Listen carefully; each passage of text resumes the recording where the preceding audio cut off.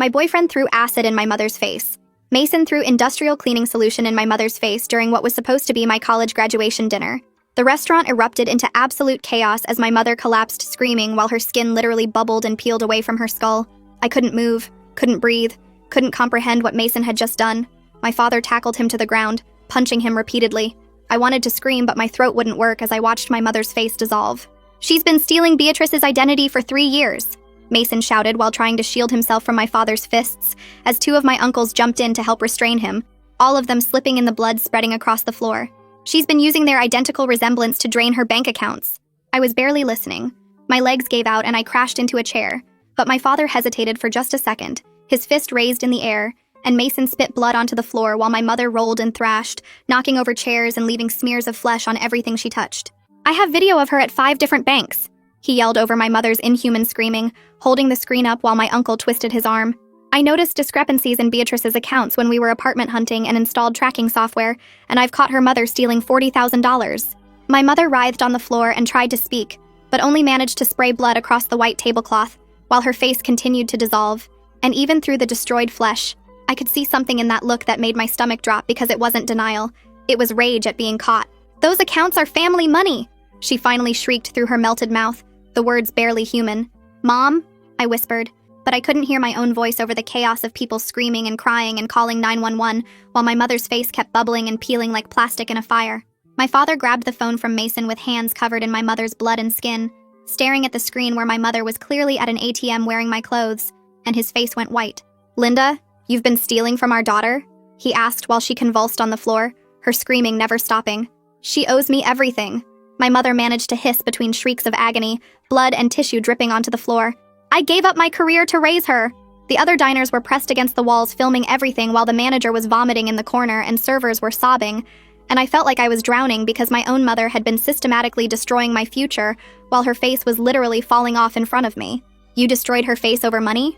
My father shouted at Mason, releasing him and stumbling backward, slipping in the puddle of blood and chemicals. "Even if she stole from Beatrice, you threw acid at my wife." Mason wiped blood from his broken nose and looked directly at me with an expression that made my blood freeze. "That's not why I had to destroy her face." Everyone went silent except for my mother's whimpering and the sound of her skin sizzling, and I heard myself ask, "What do you mean that's not why?" "I followed her to a P.O. box yesterday," Mason said quietly. "Check her purse."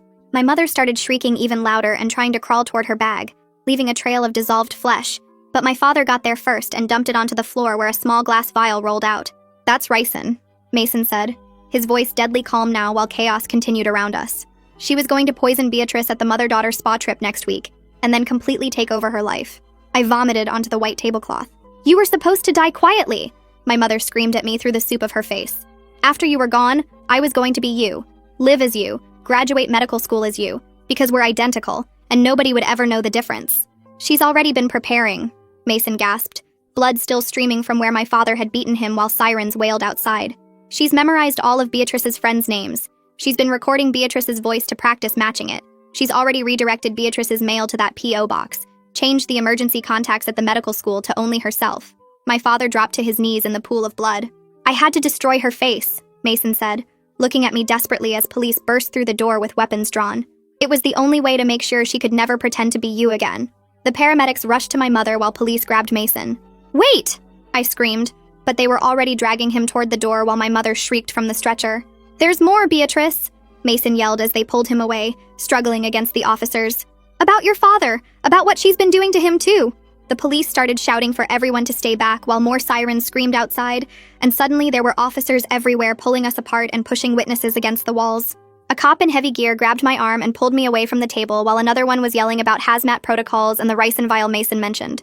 They wouldn't let me near my father or uncles and kept asking if I touched anything while someone else was bagging everything on our table, including the plates and glasses and my purse. My hands were shaking so bad I could barely stand, and when they asked my name, I had to try 3 times before the words came out right. The hazmat team rushed in wearing those white suits and masks, and started putting yellow tape everywhere while photographing the blood and chemical burns on the floor. They made us all strip down to our underwear right there in the restaurant and gave us paper suits to wear while bagging our clothes for testing. I watched them seal my graduation dress in plastic and label it as evidence while my mother's screams got fainter as they wheeled her out. A woman with short gray hair and a badge walked up to me and said she was Detective Caitlin Haynes, the lead investigator on this case. She explained they had to process the whole scene before taking our full statements. but she wanted me to know she'd be handling everything. Her voice was calm and steady, which helped me focus on something besides the smell of burned flesh still hanging in the air. She told me the restaurant would stay closed with crime scene tape while they collected evidence, and that I'd need to come to the station later. The paramedics loaded my mother into an ambulance with burn specialists while Detective Haynes arranged for me to go to the hospital for decontamination. They put me in a separate ambulance, and the EMT kept checking my skin for any chemical burns while we drove to the emergency room. At the hospital, they made me shower 3 times with special soap and checked every inch of my skin with some kind of light. The nurses were nice and kept telling me I was safe now, but I felt like I was watching someone else go through all this.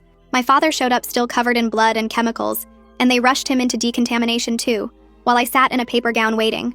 About an hour later, a man in a dark suit showed up and introduced himself as Agent Joshua Carr from the FBI. He explained that finding ricin made this a federal case involving attempted murder and chemical weapons possession. He said my graduation dinner was now a federal crime scene and they'd be taking over parts of the investigation.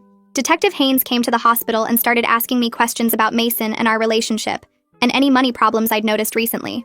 I told her about apartment hunting last month, and how Mason kept asking about my bank statements, and seemed worried about discrepancies. She wrote everything down in a small notebook, and kept asking about specific dates and times, and what exactly Mason said. Agent Carr came back and explained they had to test the vial at a federal lab to confirm it was actually ricin. He said the chain of custody had to be perfect for any future court case, and kept asking where my mother might have gotten it. He seemed really interested in whether she had any chemistry knowledge or access to laboratories. Detective Haynes had me sign a bunch of consent forms allowing them to look at my bank records and email accounts to verify the identity theft.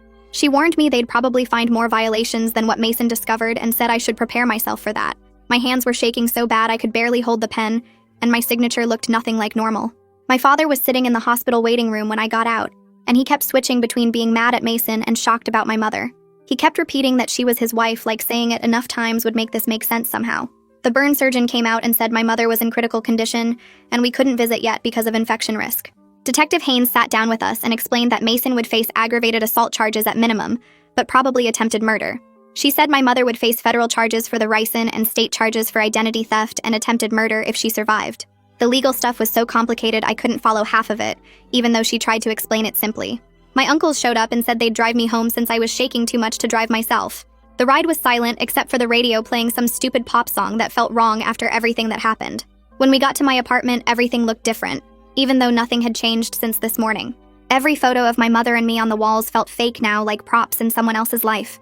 I kept staring at one from my high school graduation where we looked so much alike people called us twins.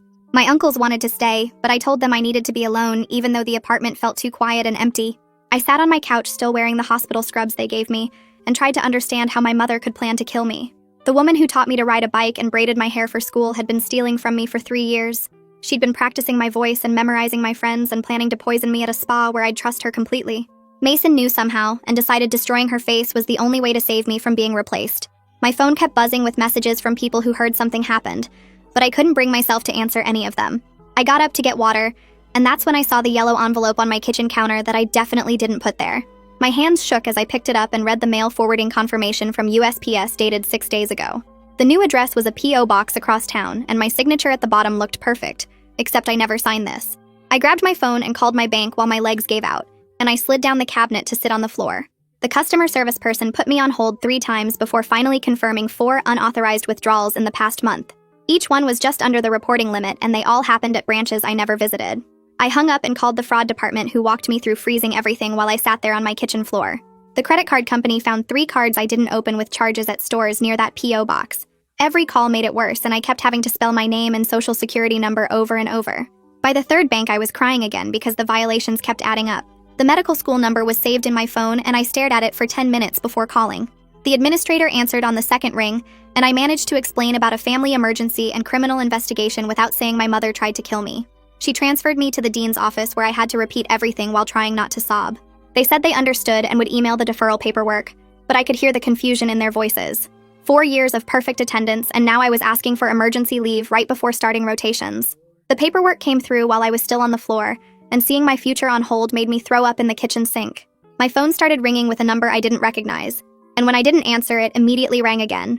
The voicemail said they were from Channel 7 News and wanted to discuss the restaurant incident. I deleted it, but then Channel 4 called, and then some blogger, and then numbers I didn't even recognize. My Facebook was already blowing up with messages from people I barely knew asking if that was really my family in the video. I deactivated everything while more calls came in and changed my voicemail to say I wasn't available. The Instagram comments were worse, with strangers saying horrible things about my mother's face and making jokes about acid attacks. Someone had tagged me in the original video, and now everyone from high school was sharing it. I knew I shouldn't look, but I found the video on Twitter with over 50,000 views already. My mother's screaming filled my apartment, and I watched her face bubble and peel while she admitted she wanted to become me. The comments said we deserved it, or that Mason was a hero, or that the whole thing was fake. People were arguing about whether throwing acid was justified if someone was planning murder. I made it to the bathroom before throwing up this time, but I could still hear her voice from the video. Detective Haynes had given me her card and told me not to watch anything online, but I couldn't stop myself. She answered when I called and said she needed me to write down everything I remembered about the attack. She wanted dates and times and any strange behavior from my mother that I might have dismissed. I got a notebook and started writing, but my hand kept cramping from gripping the pen too tight. The list started with her insisting on having copies of all my apartment keys for emergencies, then asking detailed questions about my class schedule and which professors I had. She memorized my friends' birthdays and their parents' names, which seemed sweet at the time. The way she'd practice my laugh when she thought I wasn't listening. How she bought the same perfume and started wearing her hair exactly like mine. She asked about my passwords for everything, saying she needed them in case something happened to me. The list filled 3 pages, and I was only up to last year. That night, I tried to sleep, but kept seeing her melted face every time I closed my eyes. The smell of chemicals seemed stuck in my nose, even though I'd showered 3 times. I got up and paced from the living room to the bedroom over and over. The apartment was too quiet, but turning on the TV might mean seeing the video again. I checked the locks 4 times and moved a chair in front of the door. My sheets were soaked with sweat when I tried lying down again. Her voice saying I owed her everything kept repeating in my head. I paced until my feet hurt and then kept pacing anyway. The sun came up and I was still walking back and forth like some kind of broken robot. My phone had 17 missed calls and I was scrolling through them when I saw Mason's name. The voicemail was from yesterday morning at 7:43 hours before the dinner. His voice sounded different, scared and talking fast about needing to tell me something about my mother. He said he'd found something terrible and I needed to know before the dinner. He begged me to call him back immediately and said he was sorry for what he might have to do. The message cut off mid-sentence like he ran out of time. Detective Haynes called asking me to come to the station because she had something to show me. The security footage from 5 different ATMs was lined up on her computer screen. My mother wore my clothes and walked exactly like me in every single one. She'd studied my mannerisms so perfectly that I couldn't tell it wasn't me at first. The way I tucked my hair behind my ear and how I always checked my phone while waiting. She even wore the same jewelry I always wore and carried my purse the same way. Each video showed her withdrawing the maximum amount while perfectly imitating me. My father called while I was still at the station and his voice sounded hollow. The doctors had Linda in a medically induced coma because of the infection risk and pain level. He wanted me to come see her even though she was unconscious, but I couldn't do it.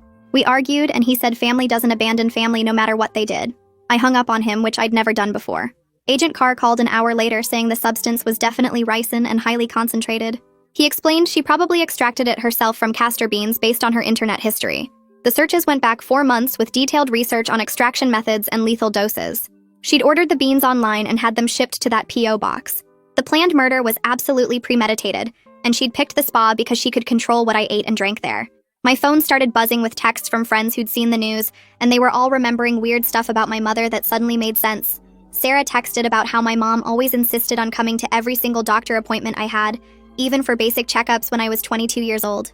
Katie remembered my mother grilling her about my prescriptions when I had strep throat, asking for exact dosages and refill dates. More messages kept coming about how she'd show up at study groups uninvited, taking notes on who my friends were and memorizing their names and details about their lives. The pattern was so obvious now that I couldn't believe I'd missed it for years. Detective Haynes called me back to the station the next morning because they'd found more evidence. The Postal Service had records showing my mother rented that P.O. box 6 months ago, and she'd used my forged signature on all the paperwork. They pulled surveillance footage of her collecting mail there twice a week, always wearing sunglasses and a hat, but clearly her. She'd been getting my bank statements, credit card offers, even my medical school correspondence sent there instead of my apartment. The postal worker remembered her because she always paid in cash and avoided conversation. I spent the next 2 days calling every bank and credit card company I could think of, and each call revealed more fraud. Capital One had a card I never opened with $8,000 in charges. Chase had 2 accounts in my name that were maxed out. Wells Fargo showed cash advances I never took. The total kept climbing past $50,000 as I found more hidden accounts, and each discovery made me physically sick. Every customer service rep I talked to had to file fraud reports and freeze the accounts while I faxed police reports and affidavits. 3 days after the attack, I finally went to the hospital to see my mother. They wouldn't let me in her room because of infection risk, so I had to look through the glass window. Her entire head was wrapped in white bandages with tubes coming out everywhere. The nurse said they were doing skin grafts, but the damage was too severe for full reconstruction. Even through all the bandages, I could see the shape of her face was wrong, collapsed in places where the flesh had dissolved. Part of me wanted to feel sorry for her, but mostly I just felt empty watching her chest rise and fall with the ventilator. Detective Haynes had been going through my mother's laptop and found years of emails to her friends complaining about me. The messages started when I got into medical school. Angry rants about how she gave up her nursing career to raise me, and I owed her everything. One email from last year said she deserved to live my life more than I did because she made all the sacrifices. Another one detailed how unfair it was that I got opportunities she never had. The detective printed out dozens of these messages, each one more bitter than the last. That afternoon, Nina Ortega from Victim Services called to introduce herself and explain what would happen next. She had a calm voice that made me feel less crazy as she walked through my rights as a victim and how the legal process would work. She warned me both cases would take months or maybe years to resolve, and I'd probably have to testify multiple times. She gave me her direct number and said she'd be my advocate through everything, making sure I understood each step. Having someone whose only job was helping me felt like the first good thing since this nightmare started. The social media situation exploded when someone identified me from the restaurant videos and posted my name online. My Facebook and Instagram were suddenly flooded with friend requests and messages from strangers. Some people called me lucky that Mason saved me. Others said I must have known what my mother was doing. Reporter requests filled my inbox, and people I hadn't talked to since high school were suddenly reaching out for the inside story. I had to make everything private and eventually just deleted the apps from my phone. Even going to the grocery store became awful when I noticed people staring and whispering. One woman actually came up and asked if I was the girl from the acid attack video. A week after everything happened, I went to Mason's arraignment even though Nina strongly advised against it. The courtroom was smaller than I expected, and Mason looked wrong in the orange jumpsuit with his hands cuffed. His lawyer, Dorian Glass, argued that Mason acted in defense of another person and should be released on bail. The prosecutor said throwing acid was excessive force regardless of the circumstances. Mason pleaded not guilty and kept trying to make eye contact with me, but I couldn't look at him for more than a second. Seeing him like that, knowing he was there because he tried to save me in the worst possible way, broke something inside me that I couldn't name. After the hearing, Detective Haynes pulled me aside and mentioned Mason might cooperate against my mother in exchange for reduced charges. The idea of them making deals about what happened to my family made me angry enough to punch the wall. She explained they needed Mason's evidence, especially the surveillance footage he'd collected of my mother. Without his cooperation, proving the full extent of her crimes would be much harder. 2 days later, Agent Carr called with the lab results confirming the ricin was concentrated enough to kill within hours if ingested. He said my mother had been researching poisons online for 4 months before settling on ricin because it was hard to detect in an autopsy. She'd specifically chosen the spa weekend because she could control everything I ate and drank, probably planning to put it in a smoothie or tea. The agent had traced her research through library computers and internet cafes where she thought she was being anonymous, but they'd recovered everything. My father called me that same afternoon and asked me to come over because he'd found something while going through old paperwork in the basement. I drove to their house and found him sitting at the kitchen table with stacks of documents spread everywhere, his hands shaking as he held up a folder. He'd discovered power of attorney papers from last year that my mother had convinced him to sign by saying they needed them for insurance purposes in case something happened to either of them. The documents gave her complete control over all his financial decisions and medical care, and he'd signed them without reading the fine print, because he trusted her. His voice cracked when he admitted he never questioned why she insisted on handling all their banking after that. Never wondered why she started picking up his prescriptions. Never thought twice when she said she was organizing their finances for retirement.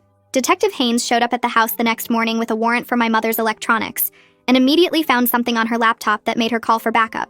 The computer had hundreds of audio files where my mother had recorded herself practicing my voice for hours at a time, repeating my most common phrases and my laugh over and over until she got them perfect. I listened to one file where she said, "Hi, I'm Beatrice," at least 50 times in a row, each attempt getting closer to my actual voice, and another where she practiced phone conversations with my friends, using their real names and inside jokes she'd memorized. The detective played another recording where my mother rehearsed calling my medical school to request time off, matching my speech patterns so well that even I almost believed it was me talking. She'd studied me like an actor preparing for a role, breaking down my mannerisms and vocal quirks into notes she could practice, turning me into a performance she could master. The files went back 2 years and showed she'd been preparing to become me long before she got the ricin, long before she planned the spa trip, maybe even before she started stealing my money. That's when it hit me that the mother-daughter spa weekend she'd been pushing for months was never about bonding or celebrating my graduation like she claimed. She'd already told her friends I might stay an extra week to decompress after the stress of medical school applications, had mentioned to neighbors that I was thinking about taking a solo retreat afterward, had even called the spa to ask about extended stay packages. Nobody would have questioned my absence for at least 10 days, giving her time to dispose of my body and start her new life as me. Nina called to check on me after hearing about the voice recordings and strongly advised against visiting Mason in jail. even though I kept thinking about what he'd said about my father.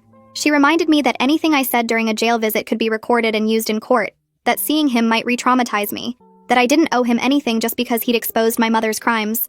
But I couldn't stop wondering what else he knew, what other secrets he'd discovered while watching my family fall apart.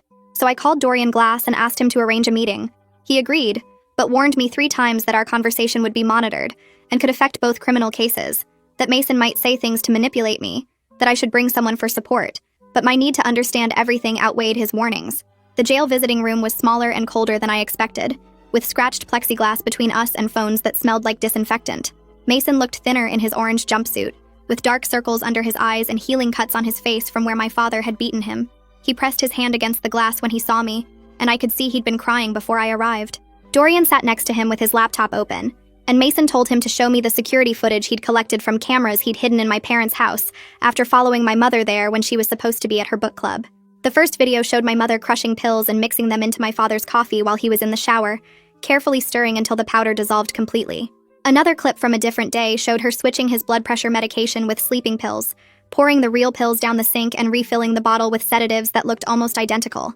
Mason had footage from 6 different occasions over 2 months, each showing my mother drugging my father without his knowledge, sometimes doubling or tripling the dose when she needed him particularly compliant. The lawyer pulled up a spreadsheet Mason had created tracking my father's symptoms against the drugging incidents, showing how his confusion and fatigue perfectly matched the days my mother gave him the highest doses. After the visit, Nina met me at a coffee shop near the jail because she could tell from my voice on the phone that I was falling apart. She sat with me while I ugly cried into my latte and reminded me that Mason throwing acid was still assault, that violence wasn't justified even if it exposed worse crimes, that I could be grateful for the truth while still being traumatized by how I learned it. She helped me see that I didn't have to forgive Mason or thank him or feel guilty about him being in jail, that my feelings about everything were allowed to be complicated and contradictory. She scheduled extra therapy sessions for me and gave me worksheets about setting boundaries with people who hurt you, even when they claim they were protecting you. The pharmacist from the CVS near my parents' house confirmed to police that my mother had been filling prescriptions for my father using 3 different doctors who'd never actually seen him.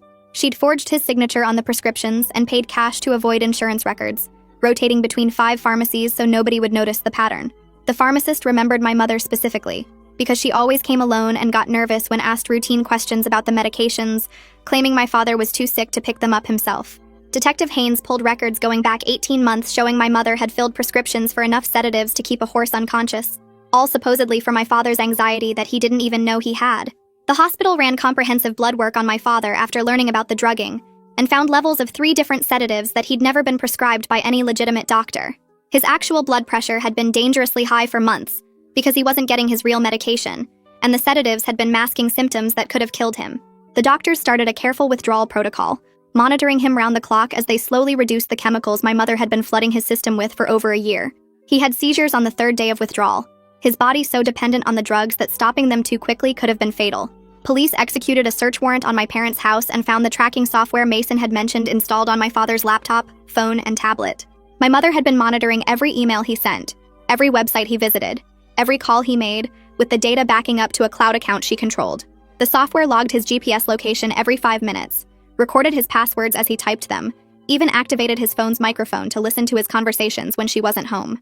They found logs showing she'd been tracking him for 3 years, reading his texts to his brother about feeling confused, watching him search for symptoms of early dementia, knowing he was scared about his memory problems that she was causing.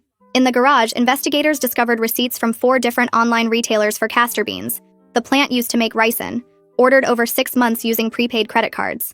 She'd bought chemistry equipment including a coffee grinder, filters, and acetone, everything needed to extract the poison from the beans.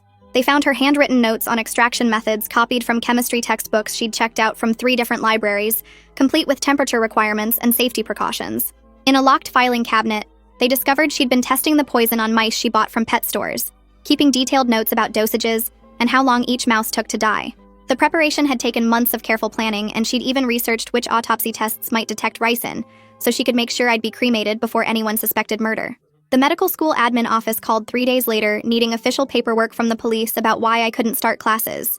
I sat at my kitchen table trying to write the formal request letter, but my hands kept shaking. The words looked wrong typed out like that, all clean and neat, describing how my mother planned to poison me. Detective Haynes helped me get the right case numbers and signed forms saying I was part of an active investigation. The school approved a full-year deferral after reading the police reports. 2 weeks after the attack, I finally found a therapist who dealt with family trauma cases. Her office had soft chairs and boxes of tissues everywhere. I tried to explain what happened, but mostly just cried for the whole first session.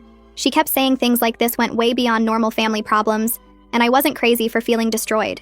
The therapist gave me homework to write down 3 feelings every day, but I could only write confused over and over. Detective Haynes called me in to review witness statements from the restaurant.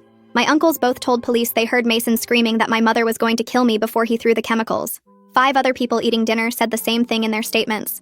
The detective said this could really help Mason's defense lawyer argue he was trying to protect me. She showed me security footage from outside where you could see Mason pacing back and forth for 20 minutes before coming inside. The prosecutor's office sent a thick envelope with court dates and warnings about what would happen. Nina came to my apartment to help me understand all the legal papers.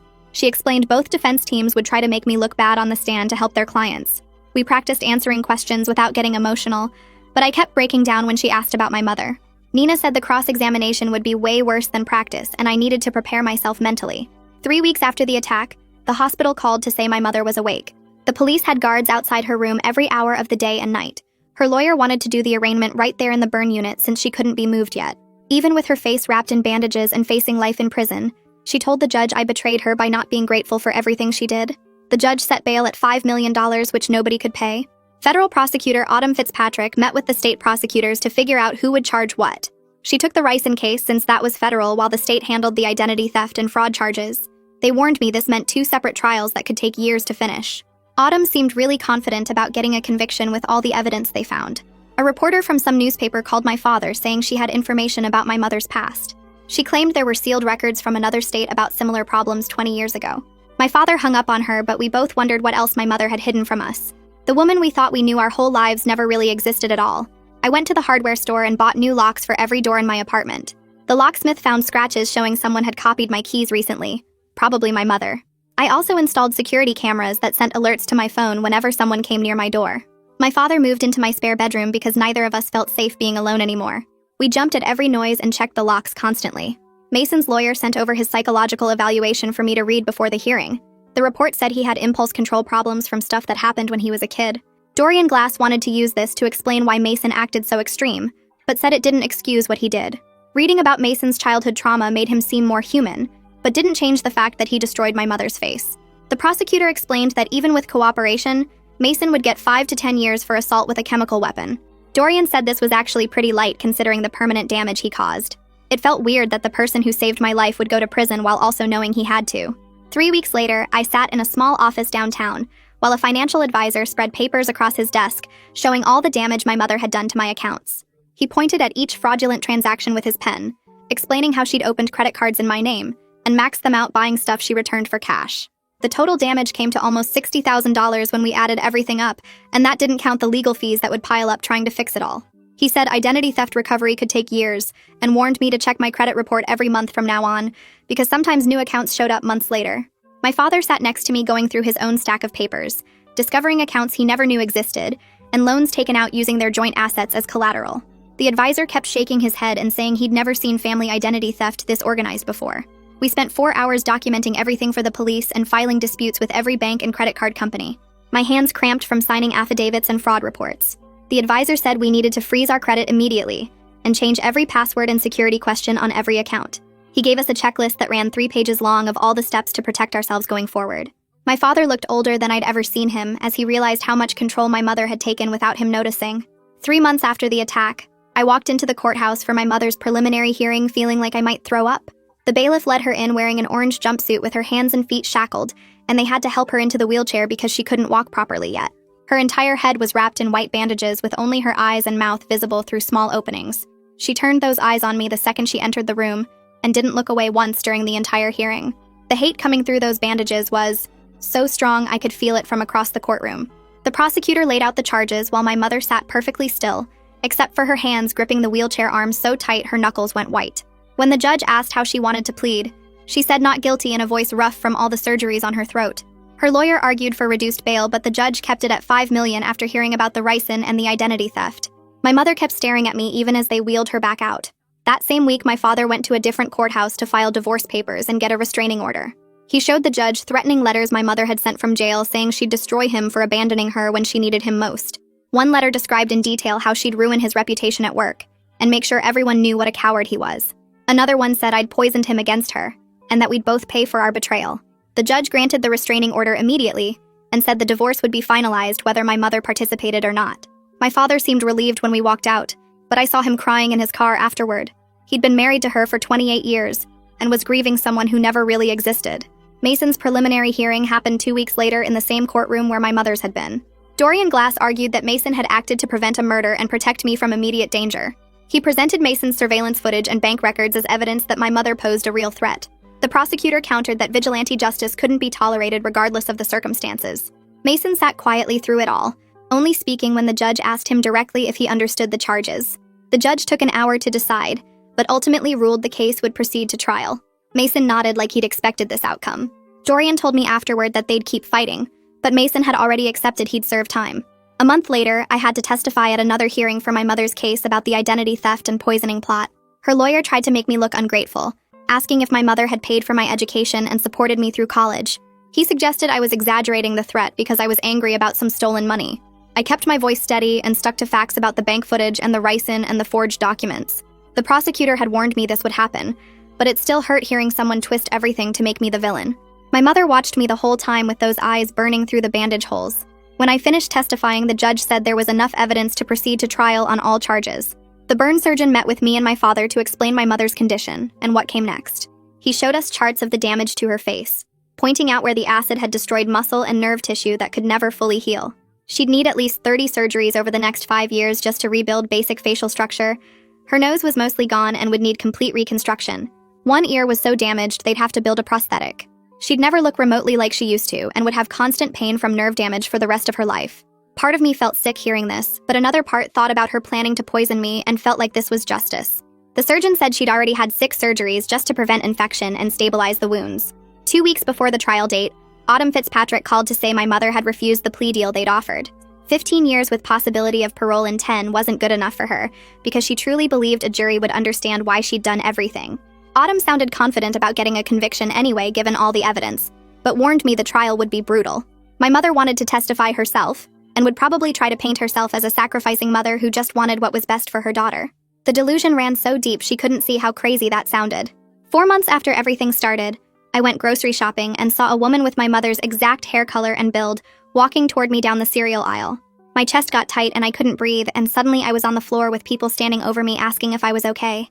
The manager called an ambulance, but I just needed to get out of there. I left a full cart of groceries and drove home, where I sat in my car for an hour trying to stop shaking. My therapist had taught me breathing exercises for panic attacks, but they barely helped. I didn't go back to that store for weeks. 6 months after the attack, I called my medical school to request another extension, since the trials kept getting delayed. My advisor said they could give me 1 more 6-month deferral, but after that, I'd have to reapply. All my classmates were graduating without me, starting their residencies while I was stuck in legal hell. Some dreams had to wait, but it still hurt watching everyone else move forward while I stood still. The school sent paperwork requiring updated letters from law enforcement confirming the ongoing criminal cases. A week later, the judge held a hearing about whether the 2 cases should be tried together, since they involved the same incident. The defense wanted them combined, arguing it would be traumatic making everyone testify twice about the same events. The prosecutors fought against it, saying the cases were too different, and combining them would confuse the jury. After 2 hours of arguments, the judge ruled they'd stay separate. This meant testifying multiple times and the legal process stretching out even longer, but the prosecutors said it gave them better chances of getting convictions in both cases. 8 months dragged by with endless court dates and paperwork before Mason finally stood in front of the judge to accept his plea deal.